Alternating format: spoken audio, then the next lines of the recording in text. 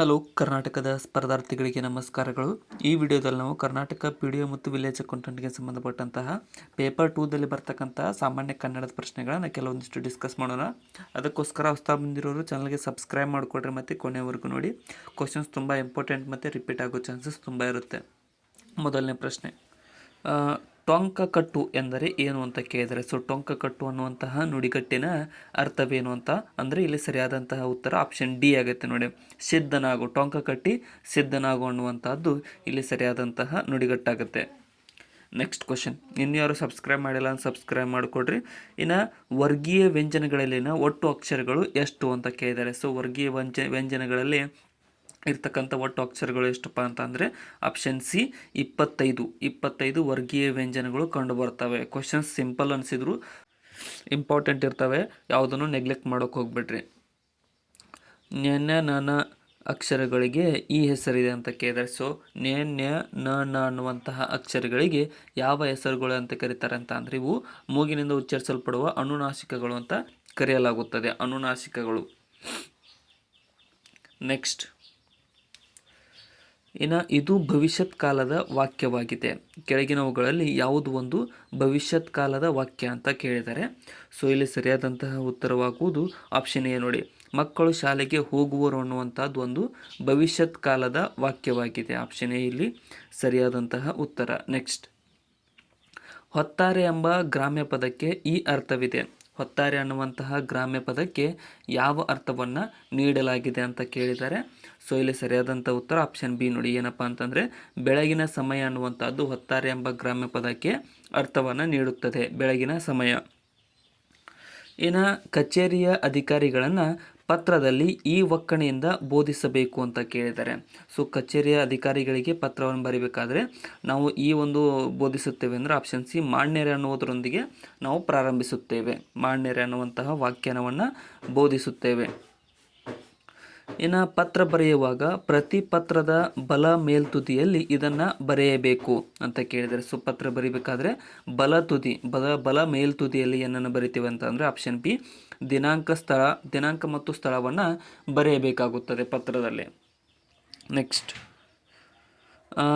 ನಿಚ್ಚಣಿಕೆ ಪದದ ಅರ್ಥ ಏನು ಅಂತ ಕೇಳಿದ್ದಾರೆ. ಸೊ ನಿಚ್ಚಣಿಕೆ ಅನ್ನುವಂತಹ ಪದದ ಅರ್ಥವೇನು ಕೆಳಗಿನವುಗಳಲ್ಲಿ? ಇಲ್ಲಿ ಸರಿಯಾದಂತಹ ಉತ್ತರವಾಗುವುದು ಆಪ್ಷನ್ ಎ ನೋಡಿ. ಏನಿ ಅನ್ನುವಂತಹದ್ದು ನಿಚ್ಚಣಿಕೆ ಪದದ ಅರ್ಥವನ್ನು ನೀಡುತ್ತದೆ, ಏನಿ. ನೆಕ್ಸ್ಟ್, ಇನ್ನು ವರ್ಣಮಾಲೆಯಲ್ಲಿ ಅಕ್ಷರಕ್ಕೆ ಈ ಹೆಸರಿದೆ. ಅನ್ನುವಂತಹ ಅಕ್ಷರಕ್ಕೆ ಯಾವ ಅಕ್ಷರಗಳಂತ ಕರೆಯಲಾಗುತ್ತದೆ? ಅಹ ಅಂತ ಅನ್ನುವಂಥ ಅಕ್ಷರಗಳಿಗೆ ಏನಂತ ಕರೀತಾರೆ ಅಂದರೆ ಆಪ್ಷನ್ ಡಿ ಅನುಸ್ವಾರ ಅಂತ ಕರೆಯಲಾಗುತ್ತದೆ. ಅನುಸ್ವಾರ ನಿಸರ್ಗ ಅಹ ಆಗಿರುತ್ತದೆ. ಅನುಸ್ವಾರ ನಿಸರ್ಗ. ನೆಕ್ಸ್ಟ್, ಬಂಡೆಗಲ್ಲು ಇದನ್ನು ಹೀಗೆ ಬಿಡಿಸಿ ಬರೆಯಬೇಕು ಅಂತ ಕೇಳಿದ್ದಾರೆ. ಸೊ ಬಂಡೆಗಲ್ಲು ಅನ್ನುವಂತಹ ಪದವನ್ನು ಬಿಡಿಸಿ ಬರೆದಾಗ ಏನಾಗುತ್ತದೆ ಅಂತ ಅಂದರೆ ಇಲ್ಲಿ ಆಪ್ಷನ್ ಡಿ ನೋಡಿ. ಬಂಡೆ ಪ್ಲಸ್ ಕಲ್ಲು ಆಗುತ್ತೆ, ಅದು ಬಿಡಿಸಿ ಬರೆದಾಗ ಬಂಡೆ ಪ್ಲಸ್ ಕಲ್ಲು. ನೆಕ್ಸ್ಟ್ ಕ್ವಶನ್, ಇನ್ನು ಕುರುಹು ಈ ಪದದ ಸಮಾನಾರ್ಥಕ ಪದ ಯಾವುದು ಅಂತ ಕೇಳಿದ್ದಾರೆ. ಸೊ ಕುರುಹು ಅನ್ನುವಂತಹ ಪದದ ಸಮಾನಾರ್ಥಕ ಪದ ಯಾವುದು? ಇಲ್ಲಿ ಆಪ್ಷನ್ ಸಿ ನೋಡಿ. ಗುರುತು ಅನ್ನುವಂಥದ್ದು ಕುರುಹು ಪದದ ಸಮಾನಾರ್ಥಕ ಪದವಾಗುತ್ತದೆ. ಗುರುತು ಅನ್ನುವಂಥದ್ದು ಕುರುಹು ಪದದ ಸಮಾನಾರ್ಥಕ ಪದ. ಇನ್ನು ಸಸ್ಯಾಹಾರ ಪದದ ಶುದ್ಧ ರೂಪ ಏನು ಅಂತ ಕೇಳಿದರೆ, ಸಸ್ಯಾಹಾರ ಅನ್ನುವಂತಹ ಪದದ ಶುದ್ಧವಾದ ರೂಪ ಇಲ್ಲಿ ಸರಿಯಾದದ್ದು ಆಪ್ಷನ್ ಎ ನೋಡಿ. ಸಸ್ಯಾಹಾರ ಅನ್ನುವಂಥದ್ದು ಸಸ್ಯಾಹಾರ ಪದದ ಶುದ್ಧ ರೂಪ ಪದವಾಗಿದೆ, ಸಸ್ಯಾಹಾರ. ನೆಕ್ಸ್ಟ್, ಇನ್ನು ಮಾತು ಬಲ್ಲವನಿಗೆ ಜಗಳವಿಲ್ಲ ಈ ಗಾದೆಯ ಅರ್ಥವೇನು? ಮಾತು ಬಲ್ಲವನಿಗೆ ಜಗಳವಿಲ್ಲ ಅನ್ನುವಂತಹ ಗಾದೆಯ ಅರ್ಥ. ಇಲ್ಲಿ ಸರಿಯಾದ ಉತ್ತರ ಆಪ್ಷನ್ ಸಿ ನೋಡಿ. ಮಾತಿನಲ್ಲಿ ತೂಕವಿರಲಿ ಅನ್ನುವಂಥದ್ದು ಮಾತು ಬಲ್ಲವನಿಗೆ ಜಗಳವಿಲ್ಲ ಅನ್ನುವಂತಹ ಗಾದೆ ಮಾತಿನ ಅರ್ಥವನ್ನು ನೀಡುತ್ತದೆ. ನೆಕ್ಸ್ಟ್, ಕೈ ಕೊಡು ಈ ನುಡಿಗಟ್ಟಿನ ಅರ್ಥವೇನು? ಕೈ ಕೊಡು ಅನ್ನುವಂತಹ ನುಡಿಗಟ್ಟಿನ ಅರ್ಥ. ಇಲ್ಲಿ ಸರಿಯಾದಂತಹ ಉತ್ತರವಾಗುವುದು ಆಪ್ಷನ್ ಸಿ ನೋಡಿ. ಮೋಸ ಮಾಡು ಅನ್ನುವಂಥದ್ದು ಕೈ ಕೊಡು ನುಡಿಗಟ್ಟಿನ ಅರ್ಥವನ್ನು ನೀಡುತ್ತದೆ. ಕೈ ಕೊಡು ಅಂತ ಅಂದರೆ ಮೋಸ ಮಾಡು ಅನ್ನುವಂಥದ್ದಾಗತ್ತೆ. ನೀರು ಬಿಡಿ ಇದಕ್ಕೆ ವ್ಯಾಕರಣದಲ್ಲಿ ಈ ಮೇಲಿದೆ ಅಂತ ಕೇಳಿದೆ. ಸೊ ನೀರು ಬಿಡಿ ಅನ್ನುವಂಥದ್ದು ಯಾವ ವಾಕ್ಯವಾಗುತ್ತೆ ಅಂತ ಕೇಳಿದ್ದಾರೆ. ಸೊ ಇಲ್ಲಿ ಸರಿಯಾದಂತಹ ಉತ್ತರವಾಗುವುದು ಆಪ್ಷನ್ ಸಿ. ಇದೊಂದು ಜೋಡಿ ಪದ, ನೀರು ಬಿಡಿ ಅನ್ನುವಂಥದ್ದೊಂದು ಜೋಡಿ ಪದವಾಗಿದೆ. ನೆಕ್ಸ್ಟ್, ಎರವಲು ಈ ಪದದ ಸಮಾನಾರ್ಥಕ ಪದವನ್ನು ಗುರುತಿಸಿರಿ. ಎರವಲು ಅನ್ನುವಂತಹ ಪದದ ಸಮಾನಾರ್ಥಕ ಪದ ಯಾವುದು ಕೆಳಗಿನವುಗಳಲ್ಲಿ? ಇಲ್ಲಿ ಸರಿಯಾದಂಥ ಉತ್ತರವಾಗುವುದು ಆಪ್ಷನ್ ಡಿ, ಸಾಲ. ಎರವಲು ಪಡೆದುಕೊಂಡಿದ್ದೇವೆ ಅಂತ ಕರೀತಾರಲ್ಲ, ಸಾಲ ಅನ್ನುವುದು ಎರವಲು ಪದದ ಸಮಾನಾರ್ಥಕ ಪದವಾಗುತ್ತದೆ. ನೆಕ್ಸ್ಟ್, ಇನ್ನು ಅಗತ್ಯ ಈ ಪದದ ವಿರುದ್ಧ ಪದ ಯಾವುದು ಅಂತ ಕೇಳಿದರೆ, ಸೊ ಅಗತ್ಯ ಪದದ ವಿರುದ್ಧ ಪದ ಯಾವುದು? ಇಲ್ಲಿ ಸರಿಯಾದಂತಹ ಉತ್ತರ ಆಪ್ಷನ್ ಸಿ ನೋಡಿ, ಅನಗತ್ಯ ಅನ್ನುವಂಥದ್ದು ಅಗತ್ಯ ಪದದ ವಿರುದ್ಧ ಪದವಾಗಿದೆ. ಅನಗತ್ಯ ಅಗತ್ಯ ಪದದ ವಿರುದ್ಧ ಪದ. ನೆಕ್ಸ್ಟ್, ಭುವಿ ಪದದ ತದ್ಭವ ಪದ ಯಾವುದು? ಭುವಿ ಅನ್ನುವಂತಹ ಪದದ ತದ್ಭವ ಪದ. ಇಲ್ಲಿ ಸರಿಯಾದ ಉತ್ತರ ಆಪ್ಷನ್ ಸಿ ನೋಡಿ, ಭೂಮಿ ಅನ್ನುವಂಥದ್ದು ಭುವಿ ಪದದ ತದ್ಭವ ಪದವಾಗಿದೆ, ಭೂಮಿ. ನೆಕ್ಸ್ಟ್, ಜುಲ್ಮಾನೆ ಅನ್ನುವಂತಹ ಪದದ ವ್ಯಾಕರಣ ವಿಶೇಷಣ ಯಾವುದು ಅಂತ ಕೇಳಿದ್ದಾರೆ. ಸೊ ಜುಲ್ಮಾನೆ ಅನ್ನುವಂತಹ ಪದದಲ್ಲಿ ಯಾವ ವ್ಯಾಕರಣ ವಿಶೇಷಣ ಕಂಡುಬರುತ್ತದೆ ಅಂತ ಅಂದರೆ ಆಪ್ಷನ್ ಸಿ, ಇದೊಂದು ಅನ್ಯ ದೇಶ ಪದವಾಗಿದೆ. ಜುಲ್ಮಾನೆ ಪದ ಒಂದು ಅನ್ಯ ದೇಶ ಪದ, ಬೇರೆ ದೇಶದ ಪದ, ಅಂದರೆ ಬೇರೆ ಭಾಷೆಯ ಪದ ಅಂತ ಕರಿಬಹುದು. ದಾರಿ ಹೋಕ ಈ ಪದದ ಸಮಾನಾರ್ಥಕ ಪದವನ್ನು ಗುರುತಿಸಿರಿ. ದಾರಿ ಹೋಕ ಪದದ ಸಮಾನಾರ್ಥಕ ಪದ. ಇಲ್ಲಿ ಆಪ್ಷನ್ ಎ ನೋಡಿ, ದಾರಿಯಲ್ಲಿ ಹೋಗುತ್ತಿರುವವನಿಗೆ ದಾರಿ ಹೋಕ ಅಂತ ಕರೆಯಲಾಗುತ್ತದೆ. ನೆಕ್ಸ್ಟ್, ಇನ್ನು ಮಗು ಎಂಬುದು ಕನ್ನಡದಲ್ಲಿ ಈ ಲಿಂಗಕ್ಕೆ ಸೇರುವ ಪದವಾಗಿದೆ. ಮಗು ಅನ್ನುವಂಥದ್ದು ಯಾವ ಲಿಂಗದ ಪದ ಅಂತ ಕೇಳಿದ್ದಾರೆ. ಹೆಣ್ಣಾಗ್ಬೋದು, ಗಂಡಾಗ್ಬೋದು. ಇಲ್ಲಿ ನಪುಂಸಕ ಲಿಂಗಕ್ಕೆ ಇದೊಂದು ಉದಾಹರಣೆಯಾಗಿದೆ, ಮಗು ಅನ್ನುವಂತಹ ಪದ. ನೆಕ್ಸ್ಟ್, ಇನ್ನು ಇದು ನಪುಂಸಕ ಲಿಂಗವಾಚಕ ಪದವಾಗಿದೆ. ಕೆಳಗಿನವುಗಳಲ್ಲಿ ಯಾವುದು ಒಂದು ನಪುಂಸಕ ಲಿಂಗವಾಚಕ ಪದ? ಇಲ್ಲಿ ಆಪ್ಷನ್ ಡಿ ನೋಡಿ, ಮಂತ್ರಿ ಅನ್ನುವಂಥದ್ದು ಒಂದು ನಪುಂಸಕ ಲಿಂಗವಾಚಕ ಪದವಾಗಿದೆ. ನೆಕ್ಸ್ಟ್, ಇದು ಒಂದು ವಿಶೇಷಣ ಪದ. ಕೆಳಗಿನವುಗಳಲ್ಲಿ ಯಾವುದು ಒಂದು ವಿಶೇಷಣ ಪದವಾಗಿದೆ? ಇಲ್ಲಿ ಆಪ್ಷನ್ ಎ ನೋಡಿ, ಚಿಕ್ಕ ಅನ್ನುವಂಥದ್ದು ಒಂದು ವಿಶೇಷಣ ಪದವಾಗಿದೆ. ಚಿಕ್ಕ ಅನ್ನುವಂಥದ್ದು ವಿಶೇಷಣ ಪದ, ನೆನ್ಪಿಟ್ಕೊಡ್ರಿ. ನೆಕ್ಸ್ಟ್, ಇನ್ನು ಇದು ಅನುಕರಣ ವಾಚಕಕ್ಕೆ ಪದಕ್ಕೆ ಉದಾಹರಣೆಯಾಗಿದೆ. ಅನುಕರಣ ವಾಚಕ ಪದಕ್ಕೆ ಯಾವುದು ಒಂದು ಉದಾಹರಣೆ ಅಂತ ಕೇಳಿದ್ದಾರೆ. ಇಲ್ಲಿ ಸರಿಯಾದ ಉತ್ತರ ಆಪ್ಷನ್ ಬಿ ನೋಡಿ, ಸರಸರಣೆ ಅನ್ನುವಂಥದ್ದು ಒಂದು ಅನುಕರಣ ವಾಚಕಕ್ಕೆ ಉದಾಹರಣೆಯಾಗಿರುತ್ತದೆ, ಸರಸರಣೆ. ನೆಕ್ಸ್ಟ್, ಇದು ಆದೇಶ ಸಂಧಿಗೆ ಒಂದು ಉದಾಹರಣೆ.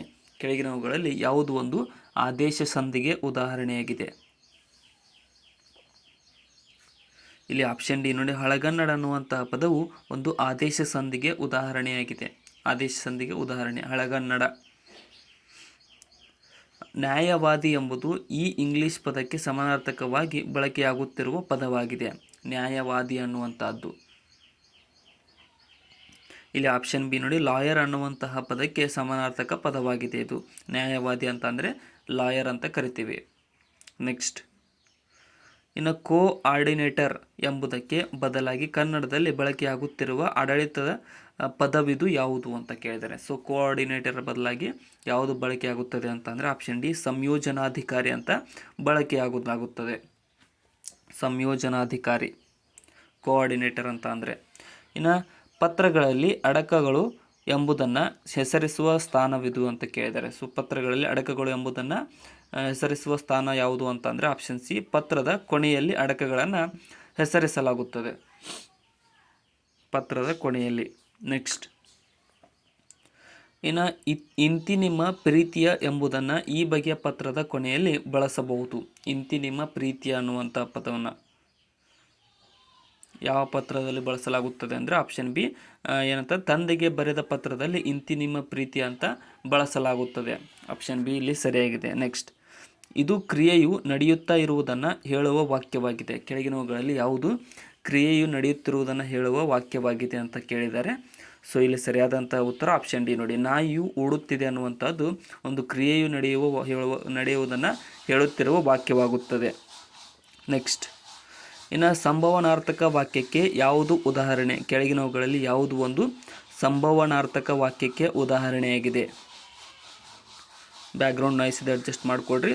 ಅವರು ಬರಬಹುದು ಅನ್ನುವಂಥದ್ದು ಒಂದು ಸಂಭವನಾರ್ಥಕ ಪದಕ್ಕೆ ಉದಾಹರಣೆಯಾಗಿದೆ. ಅವರು ಬರಬಹುದು ಅನ್ನುವಂಥದ್ದು. ಹಾಸಿಗೆ ಇದ್ದಷ್ಟು ಕಾಲು ಚಾಚು ಎಂಬ ಗಾದೆ ಮಾತಿನ ಅರ್ಥವೇನು? ಹಾಸಿಗೆ ಇದ್ದಷ್ಟು ಕಾಲು ಚಾಚು ಅನ್ನುವಂತಹ ಗಾದೆ ಮಾತಿನ ಅರ್ಥ.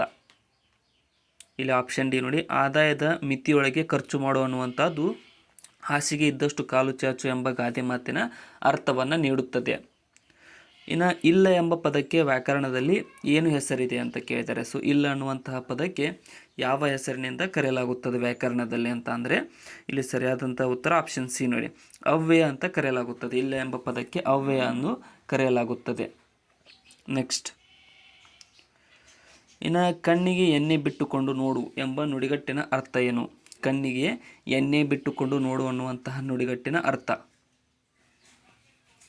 ಇಲ್ಲಿ ಆಪ್ಷನ್ ಸಿ ನೋಡಿ, ಏನಪ್ಪ ಅಂತಂದರೆ ಜಾಗೃತನಾಗಿರು ಅನ್ನುವಂಥದ್ದು ಕಣ್ಣಿಗೆ ಎಣ್ಣೆ ಬಿಟ್ಟುಕೊಂಡು ನೋಡು ಅನ್ನುವಂಥ ನುಡಿಗಟ್ಟಿನ ಅರ್ಥವನ್ನು ನೀಡುತ್ತದೆ. ಇದು ಅನ್ಯದೇಶ ಪದ. ಕೆಳಗಿನವುಗಳಲ್ಲಿ ಯಾವುದು ಒಂದು ಅನ್ಯದೇಶ ಪದವಾಗಿದೆ? ಇಲ್ಲಿ ಸರಿಯಾದಂಥ ಉತ್ತರ ಆಪ್ಷನ್ ಸಿ ನೋಡಿ, ಏನಪ್ಪ ಅಂತಂದರೆ ಜಮೀನು ಅನ್ನುವಂಥದ್ದು ಒಂದು ಅನ್ಯದೇಶ ಪದವಾಗಿದೆ, ಬೇರೆ ಭಾಷೆಯ ಪದ. ನೆಕ್ಸ್ಟ್, ಮುಂದಿನ 4 ರೂಪಗಳಲ್ಲಿ ಶುದ್ಧವಾದ ಪದ ಯಾವುದು ಅಂತ ಗುರುತಿಸಿರಿ. ಆಪ್ಷನ್ಗಳು ನೋಡ್ಕೊಡ್ರಿ. ಇಲ್ಲಿ ಸರಿಯಾದಂಥ ಆಪ್ಷನ್ ಡಿ ನೋಡಿ, ಏನಪ್ಪ ಅಂದರೆ ದುರದೃಷ್ಟ ಅನ್ನುವಂಥದ್ದು ಒಂದು ಶುದ್ಧವಾದ ಪದವಾಗಿದೆ, ದುರದೃಷ್ಟ. ಇದು ಕನ್ನಡ ಮೂಲದ್ದಲ್ಲ ಅಂತ ಕೇಳಿದ್ದಾರೆ. ಸೊ ಕನ್ನಡದ ಮೂಲವಲ್ಲದ ಪದ ಯಾವುದು ಕೆಳಗಿನವುಗಳಲ್ಲಿ? ಇಲ್ಲಿ ಸರಿಯಾದಂಥ ಉತ್ತರ ಆಪ್ಷನ್ ಸಿ ನೋಡಿ, ಏನಪ್ಪ ಅಂತಂದರೆ ಮುಖ ಅನ್ನುವಂಥದ್ದು ಕನ್ನಡದಿಂದ ಬಂದಿಲ್ಲ, ಇದು ಬೇರೆ ಭಾಷೆಯ ಪದವಾಗಿದೆ. ಮುಖ, ಮೂಗು, ಉಗುರು, ಕಣ್ಣು ಇವು 3 ಕನ್ನಡದ ಪದಗಳು. ಇನ್ನು ಏನಿ ಶಬ್ದದ ಮೂಲ ಯಾವುದು ಅಂತ ಕೇಳಿದ್ದಾರೆ. ಸೊ ಏನಿ ಅನ್ನುವಂತಹ ಶಬ್ದದ ಮೂಲ ಏನು? ಇಲ್ಲಿ ಸರಿಯಾದ ಉತ್ತರ ಆಪ್ಷನ್ ಎ ನೋಡಿ, ಶ್ರೇಣಿ ಅನ್ನುವಂಥದ್ದು ಏನಿ ಶಬ್ದದ ಮೂಲವನ್ನು ಹೇಳುತ್ತದೆ, ಶ್ರೇಣಿ. ನೆಕ್ಸ್ಟ್, ಇನ್ನು ಬೈಗು ಎಂದರೆ ಏನು ಅಂತ ಕೇಳಿದ್ದಾರೆ. ಸೊ ಬೈಗು ಅನ್ನುವಂಥದ್ದು ಏನನ್ನು ಸೂಚಿಸುತ್ತದೆ? ಇಲ್ಲಿ ಸರಿಯಾದಂತಹ ಉತ್ತರ ಆಪ್ಷನ್ ಬಿ ನೋಡಿ, ಇದೊಂದು ಮುಸ್ಸಂಜೆ ಪದವಾಗಿದೆ. ಬೈಗು ಅನ್ನುವಂಥದ್ದು ಒಂದು ಮುಸ್ಸಂಜೆ ಪದ, ಮುಸ್ಸಂಜೆ ಬೈಗು ಅಂತ ಅಂದರೆ. ಇನ್ನು ಪುಸ್ತಕ, ಗಿಸ್ತಕ ಎಂಬಲ್ಲಿ ಗಿಸ್ತಕ ಎಂಬುದಕ್ಕೆ ಏನು ಹೆಸರಿದೆ ಅಂತ ಕೇಳಿದ್ದಾರೆ. ಗಿಸ್ತಕ ಅಂತ ಅಂದರೆ ಏನು? ಇಲ್ಲಿ ಆಪ್ಷನ್ ಬಿ ಇದೊಂದು ಪಡೆ ನುಡಿಯಾಗಿದೆ. ಪುಸ್ತಕ, ಗಿಸ್ತಕ ಅನ್ನುವಂಥದ್ರಲ್ಲಿ ಗಿಸ್ತಕ ಅಂತಂದರೆ ಇದೊಂದು ಪಡೆ ನುಡಿ. ತೆಂಕು ಇದರ ವಿರುದ್ಧ ಪದವನ್ನು ಗುರುತಿಸಿರಿ. ತೆಂಕು ಪದದ ವಿರುದ್ಧ ಪದ ಯಾವುದು? ಇಲ್ಲಿ ಆಪ್ಷನ್ ಎ ನೋಡಿ, ಬಡಗು ಅನ್ನುವಂಥದ್ದು ತೆಂಕು ಪದದ ವಿರುದ್ಧಾರ್ಥಕ ಪದವಾಗಿದೆ. ತೆಂಕು ತಿಟ್ಟು, ಬಡಗು ತಿಟ್ಟು ಅಂತ ಏನು ಕರಿತೀವಲ್ಲ ಅದು. ಸೊ ಇಲ್ಲಿಗೆ ಇವತ್ತಿನ ನಮ್ಮ ಸಾಮಾನ್ಯ ಕನ್ನಡದ ಕೆಲವೊಂದಿಷ್ಟು ಪ್ರಶ್ನೆಗಳು ಮುಕ್ತಾಯಗೊಂಡಿದ್ದಾವೆ. ಸೊ ನಾಳೆ ಕೂಡ ಇದೇ ರೀತಿಯಾದ ಕನ್ನಡದ ಪ್ರಶ್ನೆಗಳು ಬರ್ತಾ ಇರುತ್ತೆ ನಮ್ಮ ಚಾನಲಲ್ಲಿ. ಅದಕ್ಕೋಸ್ಕರ ಹೊಸದಾಗಿ ಬಂದಿರೋರು ಚಾನಲ್ಗೆ ಸಬ್ಸ್ಕ್ರೈಬ್ ಮಾಡಿಕೊಡ್ರಿ. ವಿಡಿಯೋನ ಆದಷ್ಟು ನಿಮ್ಮ ಫ್ರೆಂಡ್ಸ್ಗೆ ಶೇರ್ ಮಾಡಿ. ಏನಾದರೂ ತಪ್ಪು ಅನಿಸಿದರೆ ಕಮೆಂಟ್ ಸೆಕ್ಷನ್ದಲ್ಲಿ ಕಮೆಂಟ್ ಕೂಡ ಮಾಡಿ. Thank you so much.